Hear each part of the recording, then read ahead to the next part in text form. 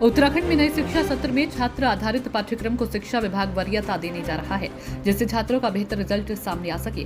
प्रदेश के शिक्षा महानिदेशक बंशीधर तिवारी ने कहा कि शिक्षा विभाग का प्रयास रहेगा कि छात्रों को गुणवत्तापूर्ण शिक्षा प्रदान की जाए और इससे उनके रिजल्ट में सुधार करते हुए अधिक से अधिक संख्या में टॉपर सामने आ सके।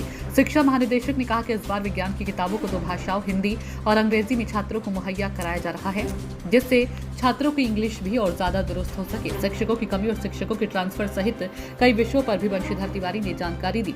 शिक्षा महानिदेशक ने कहा कि गंभीर रूप से बीमार शिक्षक छात्रों को पढ़ा नहीं पाते और ऐसे में उनका पद भी रिक्त नहीं होता है। हम इस पर विचार कर रहे हैं और ऐसे शिक्षकों के स्थान पर दूसरे शिक्षकों की तैनाती की जाएगी। उन्होंने कहा कि ट्रांसफर के लिए तय मेडिकल के मानकों के अनुरूप ही शिक्षकों के ट्रांसफर किए जाएंगे। अगर शिक्षक स्वास्थ्य विभाग द्वारा जारी गाइडलाइन के तहत मानकों में नहीं आता है तो उनके ट्रांसफर पर कोई विचार नहीं किया जाएगा।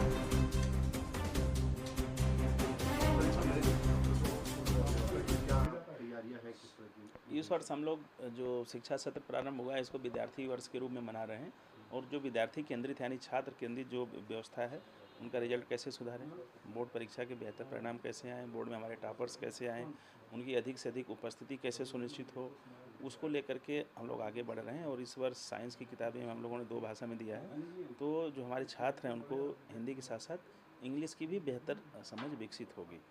जहाँ तक आपने दूसरा सवाल किया ट्रांसफ़र में मेडिकल बोर्ड के प्रमाण पत्रों का, तो जिन बीमारियों का उल्लेख जो हमारा स्थानांतरण अधिनियम में है, अगर उनसे इतर मेडिकल बोर्ड के प्रमाण पत्र हैं तो उसको हम लोग कंसीडर नहीं कर रहे हैं, उसी की जांच की जा रही है।